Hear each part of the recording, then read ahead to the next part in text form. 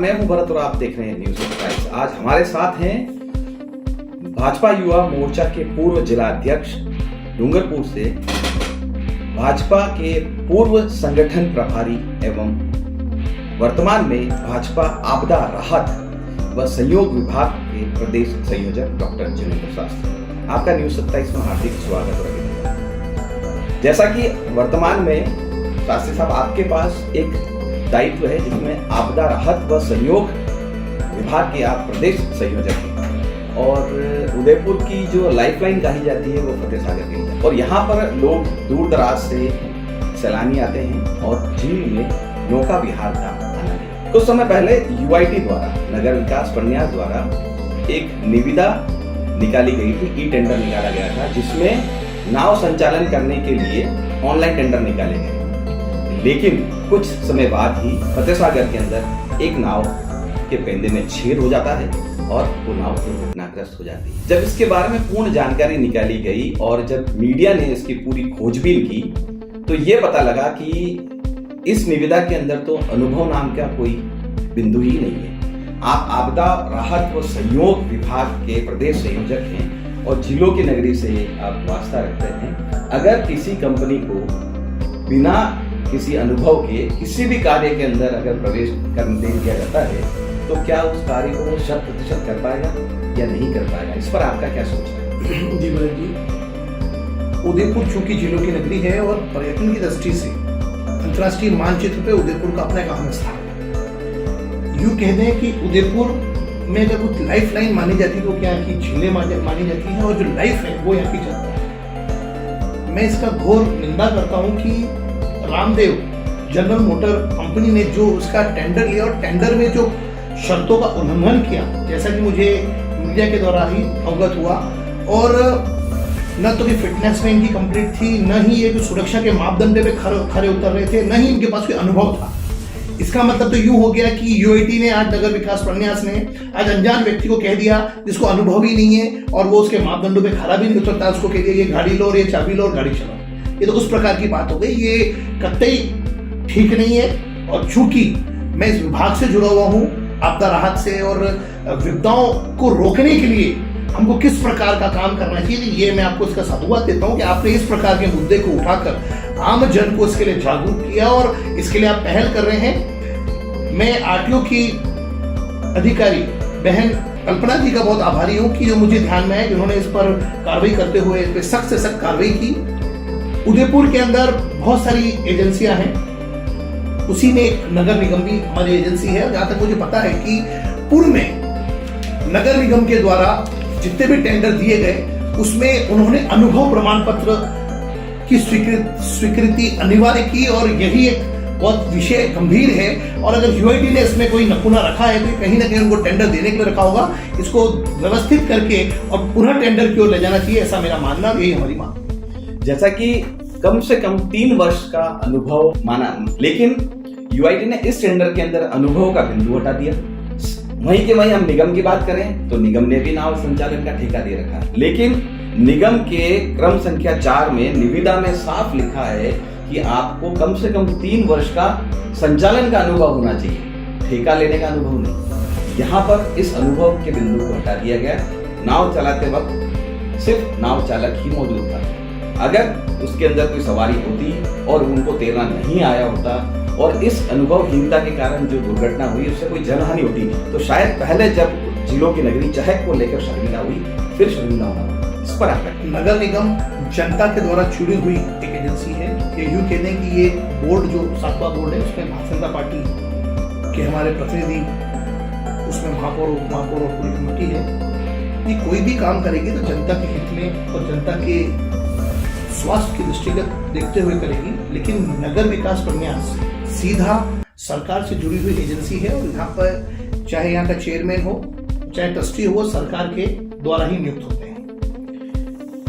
नगर विकास प्रन्यास ने जो ये टेंडर दिया, जहां तक मेरी जानकारी आया और जो मैं इसका पता कर पाया, वो ये था कि इसके कहीं ना कहीं किसी राजनीति से तार जुड़े हुए थे, और वो कोई ना कोई कांग्रेस पार्टी के जुड़ा वाला व्यक्ति था, चाहे कांग्रेस हो चाहे BJP हो। लेकिन जनता के साथ में जनहानि और स्वास्थ्य हानि हो, इसको उदयपुर की जनता कतई बर्दाश्त नहीं करेगी। और उदयपुर में हमारी एक मर्यादा तक हम किसी को भी सहन करते हैं, लेकिन मर्यादा के बाद हम उसका सहन ना करके उसका विरोध करते हैं। और जो ये टेंडर हुआ, इस टेंडर में यदि किसी भी प्रकार का शर्तों के साथ उल्लंघन किया है तो मैं मांग करता हूं सचिव महोदय से वो तुरंत प्रभाव से इस टेंडर को निरस्त करते हुए, इसमें कोई भी टेंडर ले, लेकिन कोई व्यक्ति टेंडर ले अगर वो राजनीतिक पार्टी से जुड़ा हुआ है तो गुनाह नहीं है, लेकिन अगर राजनीतिक दबाव के चलते हुए अगर कोई छेड़खानी की जाती है नियमों के साथ, वह कतई बर्दाश्त नहीं। और वो भी तब जब वो उसके जान पे आन पड़े। पूर्व में भी चहट को लेकर बहुत बड़ा इश्यू उदयपुर में हुआ था। एक बच्ची जो बाहर से आई थी और वह मौत का निवाला बन गई, वो भी हमारे लिए बहुत शर्मसार करने वाला था। पूरे देश में ये उदयपुर का घटनाक्रम पुनः शर्मसार न हो, इसके लिए मैं आपके बीच में ये बात कहना चाहता हूँ कि हमारे नगर विकास प्रन्यास के सचिव साहब इस पर गंभीरता से विचार करते हुए इसके जो भी लोग इसमें लिप्त हैं, जो भी लोग इसमें संलिप्त हैं, जो इसमें गुनाहगार हैं, उन पर कार्रवाई करते हुए इस टेंडर को निरस्त किया जाए। और जहां तक ये कोर्ट में मामला चल रहा है तो जरूर न्यायालय इसमें जनहित में ही निर्णय करेगा, ऐसा मुझे न्यायालय पर पूर्ण विश्वास है। यूआईटी को त्वरित संज्ञान लेते हुए इसमें ठोस से ठोस कार्रवाई करनी चाहिए। हो सकता है ये किसी पार्टी से जुड़ा हुआ व्यक्ति हो, लेकिन सुरक्षा हमारे लिए प्रथम पायदान पर है।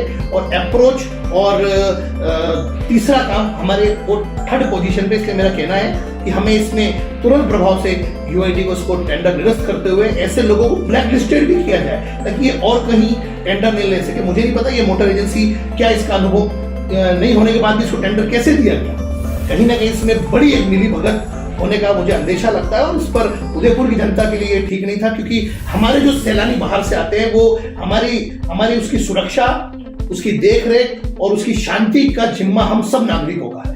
इस प्रकार से अशांति और दुर्घटना और आपदा को हम स्वीकार नहीं। नगर विकास प्रन्यास के आला अधिकारियों का यह कहना है कि माननीय न्यायालय की सभी बातों को माना जाएगा, टेंडर की सभी शर्तों को पूरा किया जाएगा, उसके बाद संचालन करने का अनुमति दी जाएगी। लेकिन उससे भी दरकिनार किया गया, तुरंत प्रभाव से संचालन की अनुमति दी गई और अनुमति के लिए आला अधिकारियों द्वारा दबाव भी बनाया गया कि दिनांक 1 तक ही से चालू कर दें, अपना पोजीशन लें। और आनंद फानंद में जो किया गया उसका परिणाम यह आया कि एक बोट पानी में पलट। देखिए, मैंने आपको जैसे कहा कि किसी भी प्रकार की कोताही हमें स्वीकार नहीं, और कोई व्यक्ति खुद ही उसका मापदंड तैयार कर ले और खुद ही उसमें अपने आप को पार्टिसिपेट भी कर ले। ये टेंडर लेना किसी का भी अधिकार हो सकता है, लेकिन उसका उल्लंघन उसका अधिकार नहीं है। उल्लंघन करना कहीं ना कहीं किसी के साथ जान के आन पड़ेगा और यह ठीक नहीं है कि हम किसी की जान की कीमत पर भी काम करें, ये ठीक नहीं है। मेरा आपसे कहना है कि जैसा मैं पूर्व में कह चुका हूँ कि इस पर हमारे जनप्रतिनिधियों को भी एक हस्तक्षेप करके, और चाहे वो कोई भी पार्टी के हो, लेकिन उदयपुर हम सब का है।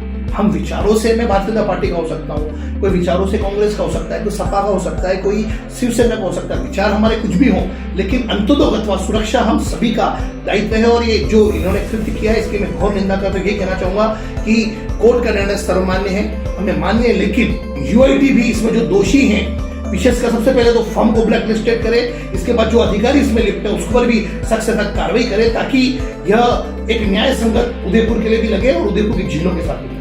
उदयपुर में आके दोबारा इस प्रकार के कृत्य नहीं किए जाए, और इसके लिए मैं माननीय मुख्यमंत्री जी और जो आपदा के इसके मंत्री हैं उनसे भी व्यक्तिगत में पत्र लिखकर से मांग करूंगा कि इसको तुरंत प्रभाव से निरस्त किया जाए और उस पर कार्रवाई की जाए। निरस्तीकरण एक विषय है ही, लेकिन इस पर ठोस कार्रवाई करते हुए, ताकि उदयपुर का नाम वापस कलंकित न हो और उदयपुर शहर जिस प्रकार से झीलों की नगरी कहलाया जाता है वो कहलाता रहे, और उसमें लोग अपने आनंद के लिए आए, यहाँ घूमे फिरे, सैलानी पर्यटन का लाभ ले, वहां तक हमको कोई आपत्ति नहीं। लेकिन कोई व्यक्ति उदयपुर को कमाने का जरिया समझे, वो हमको स्वीकार नहीं है। इसके लिए मैं माननीय मुख्यमंत्री जी और हमारे माननीय प्रदेश अध्यक्ष जी से भी हम इनसे व्यक्तिगत चर्चा करके मांग करेंगे कि वो इनको विधानसभा में भी उठाए, और ताकि इस पर ठोस से ठोस कार्रवाई की जाए। और इस विषय में माननीय गुलाब चंद कटारिया साहब जो नेता प्रतिपक्ष है उनसे भी हम बात करेंगे और कहेंगे कि इस विषय को ठोस तरीके से उठा के उदयपुर कलंकित नहीं हो, उसके लिए कार्रवाई।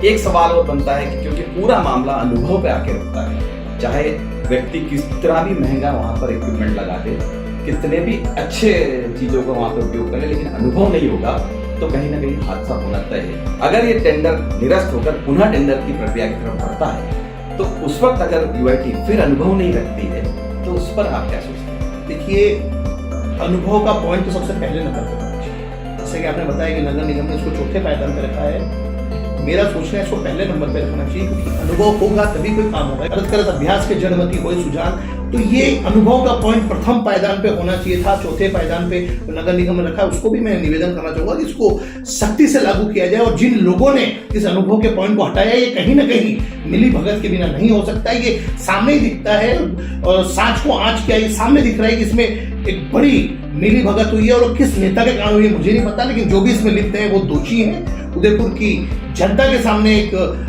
बड़े दोषी के समान है। और ये अनुभव का पॉइंट होना ही चाहिए। भविष्य में भी मैं माननीय न्यायालय से भी आग्रह करूंगा कि वे भविष्य में भी इस प्रकार का कोई भी टेंडर हो जिसमें जान माल से जुड़ा हो, वो बिना अनुभव के नहीं हो, और अनुभव 3 साल का नहीं 5 साल से कम का नहीं होना चाहिए, ताकि कोई भी कंपनी उसको ले तो अनुभव के साथ, पर अनुभव का विषय तो होना ही चाहिए, इसके बिना कोई भी टेंडर नहीं हो, ऐसा मेरा मानना है। देखा उधर पर हमारे साथ जीवेंद्र शास्त्री महोदय ने अपने अनुभव को साझा किया और नाव पलटने के मामले पर इन्होंने अपनी पीड़ा जाहिर की।